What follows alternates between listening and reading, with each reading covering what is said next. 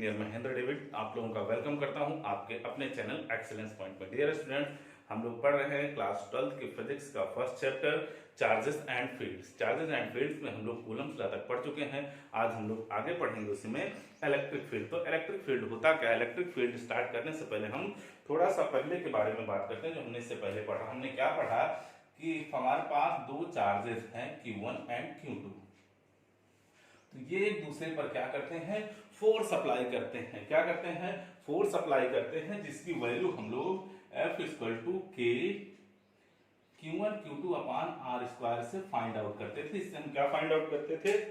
इस फोर्स का मैग्नीट्यूड और डायरेक्शन, हम दोनों चीजें फाइंड आउट कर लेते थे। लेकिन अभी तक हमको ये चीज कहीं पर नहीं पता कि ये दोनों चार्जेस एक दूसरे पर क्यों फोर्स लगा रहे हैं, उसका कारण क्या है। तो आज हम लोग उसी के बारे में डिटेल से बात करेंगे। उस कारण का नाम क्या है? उस कारण का नाम है इलेक्ट्रिक फील्ड। तो देखें बेटा, समझेंगे। ये हमारे पास ये देखा गया कि जैसे कि हमारे पास एक चार्ज है, हमने क्या लिया कि एक पॉजिटिव चार्ज है। इफ आप इसके पास किसी पॉजिटिव चार्ज को लेकर आते हैं, क्या करते हैं? आप किसी पॉजिटिव चार्ज को इसके पास लेकर आते हैं, तो ये क्या करता है? इस पर इधर आउटवर्ड फोर्स लगाता है, मतलब इसे दूर भगाने की कोशिश करता है। क्यों करता है? कुछ तो रीजन होगा भाई। ये इसे दूर भगा रहा है तो क्यों भगा रहा है उसका, और इसका एक रेंज भी है। एक रेंज तक ही ये इसको क्या कर पाता है बेटा? भगा पाता है। इफ आप इसके रेंज से बाहर कोई चार्ज रखेंगे तो ये उस पर कोई इफेक्ट नहीं कर पाता, मतलब इसके फोर्स का उस चार्ज पर कोई इफेक्ट नहीं पड़ता है। तो किसी भी चार्ज के चारों तरफ का वह रीजन, समझेंगे, किसी भी चार्ज के चारों तरफ का वह रीजन जहां तक, समझेंगे बेटा, इससे क्या पता चलता है? इससे ये पता चलता है कि किसी चार्ज के चारों तरफ का वह रीजन जहां तक आप किसी अदर चार्ज बॉडी को लेके आते हैं और ये उस पर क्या करता है? एक फोर्स अप्लाई कर पाता है, या जो चार्ज बॉडी आप लेके आ रहे हैं वो क्या करता है? इसके कारण फोर्स एक्सपीरियंस करता है। तो वही हमारे पास जो फील्ड होता है, एक रीजन जो होता है, उसे फील्ड या रीजन को क्या कहा गया? Electric field. क्या कहा गया बेटा? इलेक्ट्रिक फील्ड कहा गया। तो इलेक्ट्रिक फील्ड क्लियर। किसी भी चार्ज बॉडी या चार्ज के अराउंड का वह रीजन जहां तक इसके फोर्स का इफेक्ट हो, या ये किसी बॉडी पर फोर्स अप्लाई कर सके, उस रीजन को हम क्या कहते हैं? इलेक्ट्रिक फील्ड कहते हैं। तो इसकी डेफिनेशन देख लेंगे। इलेक्ट्रिक फील्ड हमारे पास क्या होता है? हटा दे इसे। हाँ, पहले डेफिनेशन लिखे, फिर 2-3 पॉइंट हम बता दे रहे हैं उनके लिए, ठीक है? वो भी बहुत इंपॉर्टेंट है। तो पहले डेफिनेशन देखें। Electric field is the region around any charge body in which if any other charged body is placed,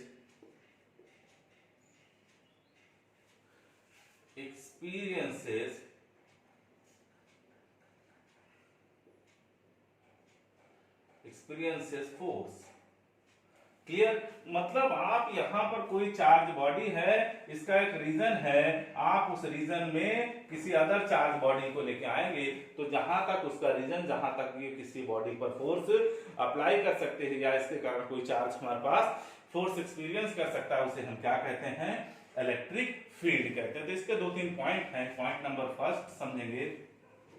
if जिस बॉडी के कारण आपका फील्ड जनरेट हुआ है, समझेंगे, इफ जिस बॉडी के कारण आपका फील्ड जनरेट हुआ है वो बॉडी आपका पॉजिटिव चार्ज है। क्या है? पॉजिटिवली चार्ज है। इफ आपका बॉडी जिसके कारण फील्ड जनरेट हुआ है, तो आपका जो फील्ड की डायरेक्शन होगी वो रेडियली आउटवर्ड होगी। क्लियर?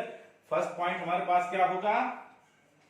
आपका फर्स्ट पॉइंट क्या बनता है? फर्स्ट पॉइंट बनता है कि जिस बॉडी के कारण फील्ड क्या हुआ है? क्रिएट हुआ है, या जिस बॉडी के कारण हम फील्ड जानना चाह रहे हैं, ठीक है, वो इफ आपका पॉजिटिवली चार्ज है, क्या है, पॉजिटिवली चार्ज है, तो उसकी फील्ड की डायरेक्शन क्या होगी, रेडियली आउटवर्ड होगी। तो ये कैसे पता चलता है कि रेडियली आउटवर्ड है कि या इनवर्ड है, तो इसके बारे में थोड़ी देर बात करते हैं। इफ आपका क्या है, निगेटिव चार्ज बॉडी है, जो बॉडी आपका क्या है, निगेटिव चार्ज है, तो इसके कारण जो आपका फील्ड जनरेट होगा वो क्या होगा, रेडियली इनवर्ड होगा। क्या होगा बेटा, रेडियली इनवर्ड होगा। तो ये पॉइंट कैसे समझा गया कि रेडियली आउटवर्ड है कि रेडियली इनवर्ड है।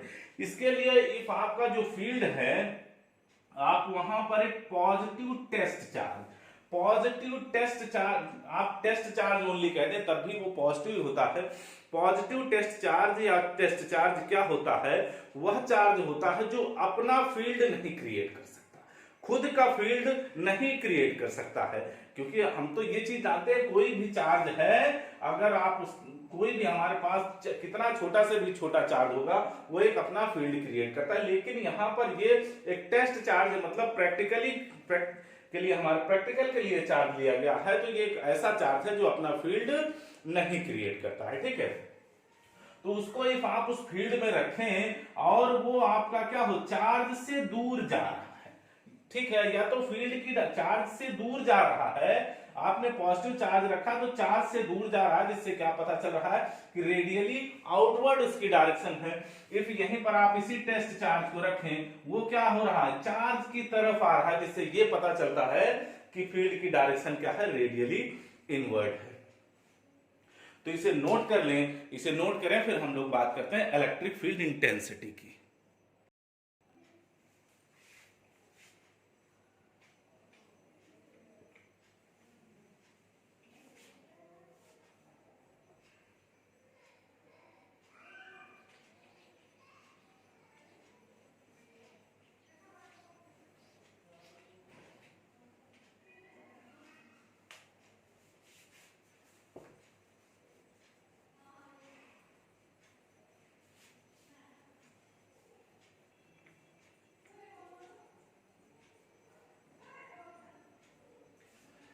हाँ, तो देखते हैं, अब बात करते हैं electric field intensity. Intensity word से ही पता चलता है कि वो क्या बताता है, स्ट्रेंथ। इस इंटेंसिटी को स्ट्रेंथ भी कहा जाता है, ठीक है।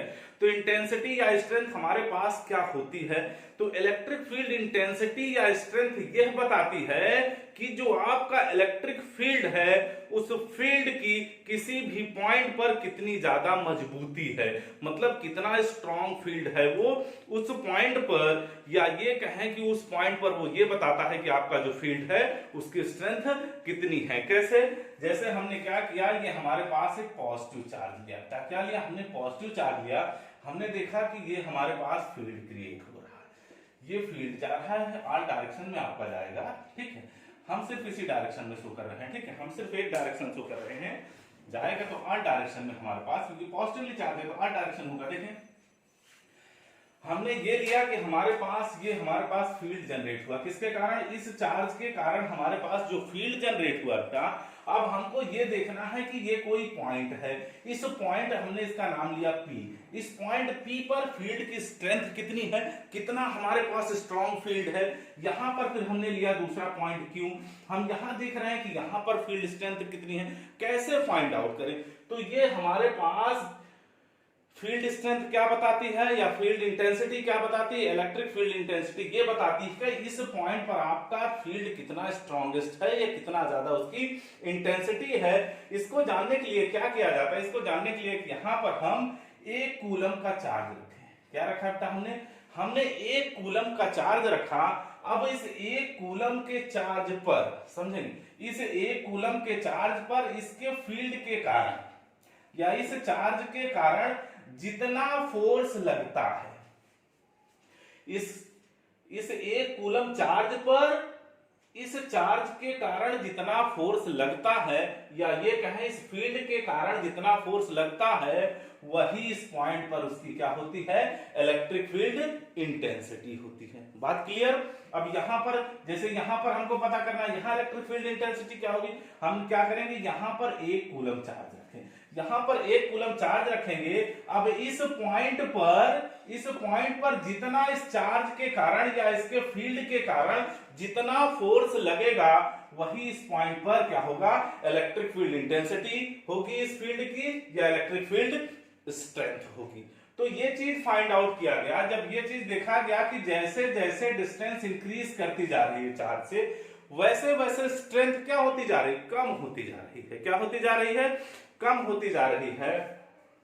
और ये पॉइंट देखा गया। दूसरा एक एक्सपेरिमेंट और किया गया। ये किया गया था कि जैसे हमारे पास, समझेंगे, यहां पर कि पहले यहां पर 1 कूलम चार्ज रखा, देखा गया 1 कूलम चार्ज रखा तो हमने देखा कि F फोर्स लग रहा है, ठीक है। फिर यहीं पर क्या किया गया, 2 कूलम का चार्ज रखा गया। 2 कूलम का चार्ज रखा गया तो फोर्स को देखा गया कि फोर्स क्या हो गया, डबल हो गया, 2F हो गया। डिस्टेंस आपका सेम है, ठीक है। अब फिर यहीं पर 3 कूलम का चार्ज रखा गया। जब 3 कूलम का रखा गया तो 3F हो गया। मतलब यहां से ये देखा गया कि हमारे पास जैसे जैसे चार्ज बढ़ा की वैल्यू इंक्रीज करती जा रही है, वैसे फोर्स क्या होता जा रहा है, हमारे पास इंक्रीज होता जा रहा है। इससे एक फार्मूला जनरेट हुआ हमारे पास कि फोर्स हमारे पास क्या होता है, वो फील्ड तो आपका हमने ये क्वांटिटी, भाई यहां पर हमने क्या ले लिया, कांस्टेंट फील्ड। इस पॉइंट पर तो कांस्टेंट हो गया ना। यहां पर जो फील्ड जो है वो हमारे पास फील्ड और चार्ज का प्रोडक्ट आपका क्या देता है, फोर्स देता है। आप इसे वेक्टर फॉर्म में लेंगे तो आपका किया गया, ठीक है।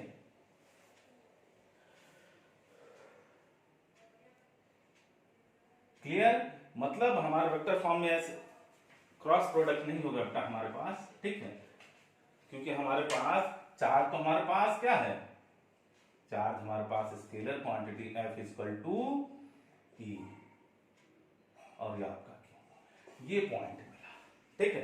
क्या देखा हमने ये देखा कि जैसे चार्ज की, भाई यहां पर फील्ड तो आपका क्या था, फील्ड तो आपको क्या ले लिया आपने, यहां पर फील्ड तो आपने ये ले लिया यूनिफॉर्म फील्ड है, फील्ड यूनिफॉर्म है। लेकिन जैसे जैसे आप चार्ज की वैल्यू इंक्रीज करते जा रहे हैं, चार्ज की वैल्यू इंक्रीज करते जा रहे हैं, तो यहां पर फोर्स की वैल्यू क्या होती जा रही है, उसी के जस्ट प्रोडक्ट में उसकी वैल्यू क्या करती जा रही है, इंक्रीज करती जा रही है। इससे ये फार्मूला हमारे पास जनरेट होता है कि F equal to QE।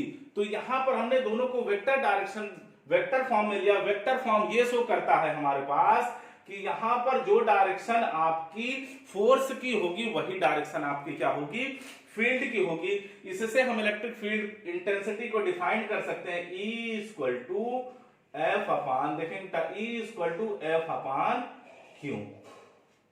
If यहां पर हम टेस्ट चार्ज रख दें, भाई हमने तो Q चार्ज रखा, अब Q चार्ज के प्लेस पर एक्चुअल में किया क्या जाता है, यहां टेस्ट चार्ज रखा जाता है, जिसको कहते हैं Q नॉट। आप यहां पर टेस्ट चार्ज रखेंगे तो आपका ये क्या हो जाएगा, Q नॉट हो जाएगा। मतलब हम इसे लिख सकते हैं E इक्वल टू F, ठीक है। तो अब यहां पर हम इलेक्ट्रिक फील्ड इंटेंसिटी को डिफाइन कैसे करेंगे, फार्मूला हमने तो क्रिएट कर लिया। अब फार्मूला के बेस पर आप इलेक्ट्रिक फील्ड इंटेंसिटी को क्या कर सकते हैं, डिफाइन कर सकते हैं। कैसे, इफ हम क्या करें, इफ हम ये कर दें कि यहां पर Q नॉट की वैल्यू जो है वो 1 कर दें, 1 यूनिट कर दें। हमने क्या कर दिया, 1 यूनिट कर दिया, तो इलेक्ट्रिक फील्ड इंटेंसिटी आपका किसके इक्वल हो गई, देखें फोर्स के इक्वल हो गई कि नहीं हो गई। तो हम क्या कह सकते हैं, हम ये कह सकते हैं कि किसी पॉइंट पर इलेक्ट्रिक फील्ड इंटेंसिटी उस पॉइंट पर रखे हुए 1 कूलम चार्ज या 1 यूनिट चार्ज पर जितना फोर्स लगता है उसी के इक्वल होती है। बात समझ आया। हम इलेक्ट्रिक फील्ड इंटेंसिटी को क्या कह सकते हैं, इलेक्ट्रिक फील्ड इंटेंसिटी को कह सकते हैं कि किसी फील्ड के किसी भी पॉइंट पर इलेक्ट्रिक फील्ड इंटेंसिटी उस पॉइंट पर रखे 1 कूलम चार्ज पर जितना फोर्स लगता है उसी के इक्वल होती है। तो इसकी डिफिनेशन लिख लें, इलेक्ट्रिक फील्ड इंटेंसिटी की डिफिनेशन क्या होगी, हम लिख सकते हैं electric field intensity can be defined as force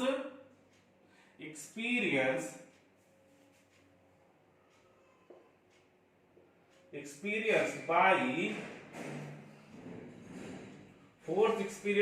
unit charge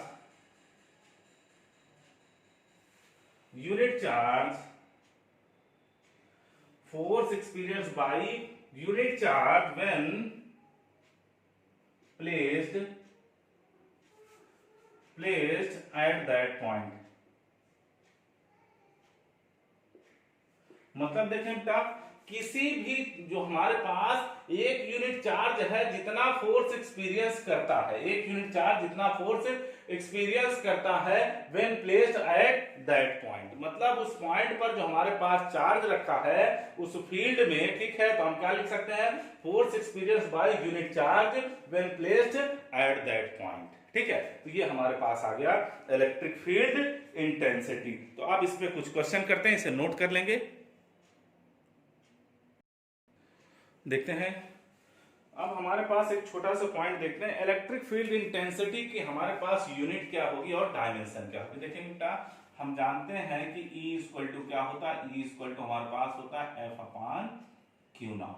तो हमारे पास यूनिट क्या हो जाएगी, यूनिट हमारे पास हो गई कूलम पर, सॉरी, फोर्स की क्या होती है, न्यूटन पर कूलम, क्या कह सकते हैं, यूनिट हमारे पास क्या हो गई, यूनिट ऑफ ई हमारे पास क्या हो गई, यूनिट ऑफ ई आपका क्या हो गया, न्यूटन पर कूलम। इसी को आगे हम आगे चल के पढ़ाएंगे, इसी को कहते हैं बेटा वोल्ट, क्या कहते हैं, वोल्ट पर मीटर कहते हैं, क्या कहते हैं, वोल्ट पर मीटर। ये भी आपका दोनों यूनिट होंगे। डायमेंशन आप कैसे निकाल सकते हैं, डायमेंशन आप लोग पढ़ चुके हैं, dimension of E, dimension of E क्या होगा, dimension of force, dimension of force क्या होता है, ML_T-2, ये आप पढ़ चुके हैं, ये फोर्स का डायमेंशन होता है। और चार्ज का डायमेंशन क्या होता है, चार्ज का डायमेंशन होता है AT। ओके, तो अब देखिए आपका कितना हो गया, ये आपका हो जाएगा बेटा ML_T की पावर, ये ऊपर चला जाए, आ गया -3 ML_T की पावर -3 A की पावर -1, ये आपका डायमेंशन आ गया, ठीक है। ये हमारे पास डायमेंशन आ गया। अब देखते हैं कि क्वेश्चन हमारे पास क्या कह रहा है, ठीक है। क्वेश्चन देखेंगे, क्वेश्चन हमारे पास कह रहा है बेटा कि calculate the magnitude of the electric field, EF हमने लिखा है, इलेक्ट्रिक फील्ड है, इलेक्ट्रिक फोर्स मत समझ लीजिएगा। हमारे पास क्या है, कह रहा है calculate the electric field which can just balance a deuteron of mass 3.2 into 10 की पावर -27। ये हमारे पास क्वेश्चन है, मतलब क्या हमारे पास ये क्या है, एक ड्यूट्रॉन है, ठीक है, हमने ले लिया एक ड्यूट्रॉन है। अब इस ड्यूट्रॉन का अपना मास है, कितना मास है, मास हमने ले लिया m ले लिया, तो ये हमारे पास चार्ज है और ये मास है, तो नीचे क्या लगेगा बेटा, नीचे हमारे पास लगा mg, क्या लगा, mg लगा। अब इसको क्या करना है, बैलेंस करना है, समझेंगे, बैलेंस करना है मतलब इसको इसी प्लेस पर अपने क्या करना है, जिस प्लेस पर है उसी प्लेस पर इसको फिक्स रखना है, मतलब इसे नीचे नहीं आने देना है। बैलेंस करने का मतलब इसका पोजीशन क्या हो जाए, फिक्स हो जाए। तो उसके लिए क्या होना चाहिए, इसको फिक्स होने के लिए हमारे पास जितना नीचे फोर्स लग रहा है इतना ही फोर्स अगर ऊपर लग जाए, इसको आप क्या कह सकते हैं, फोर्स कह सकते हैं या वेट कह सकते हैं। जितना फोर्स नीचे लग रहा है इतना फोर्स अगर ऊपर लग जाए तो हमारे पास ये बैलेंस हो जाएगा कि नहीं हो जाएगा, बोलो। तो हम क्या कर दें कि ऊपर हमने फोर्स लगा दिया Fe, और ये पॉइंट समझिएगा, यहां पर हमारे पास जो ड्यूट्रॉन होता है निगेटिव चार्ज है, तो नीचे की तरफ मतलब ऊपर की तरफ हमारे पास क्या होना चाहिए, ऊपर की तरफ हमारे पास फील्ड होगा। इस डायरेक्शन में आपका फील्ड अगर हम अप्लाई करते हैं, फोर्स अप्लाई करते हैं या ऊपर की तरफ हम फील्ड अप्लाई कर दें, तो ये हमारे पास क्या हो जाएगा, कांस्टेंट हो जाएगा, मतलब यहीं पर रुक जाएगा। तो देखें हमारे पास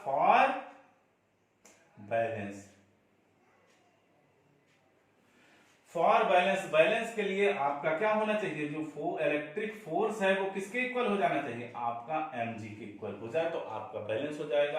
अब याद करिए, हम अभी बताए हैं कि F हमारे पास क्या होता है, F हमारे पास होता है QE, ये हमने पढ़ाया अभी। तो यहां पर QE की वैल्यू रख दीजिए, QE, ये आपका आ गया mg। आपको क्वेश्चन में क्या कह रहा, आप कह रहा है calculate the magnitude of the electric field, मतलब E की वैल्यू चाहिए। तो देखिए E हमारे पास कितना हो गया, E हो गया mg/q।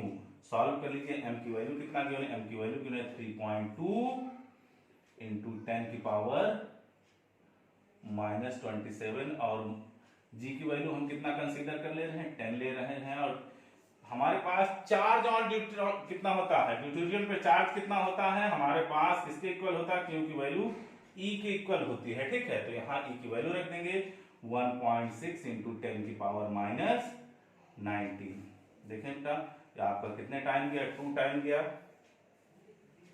2 टाइम गया। तो आपका देख लें, इसे सॉल्व करेंगे तो आपका आ गया 2 इंटू, जल्दी से देखें, आपका आ गया 2 इंटू 10 की पावर, देखिए ये यहाँ 9 है बेटा, ठीक है। ये अगर नीचे आ जाएगा आपका तो यहाँ पर हमारे पास कितना आ जाएगा, 10 की पावर आ गया आपका -7 न्यूटन पर कूलम।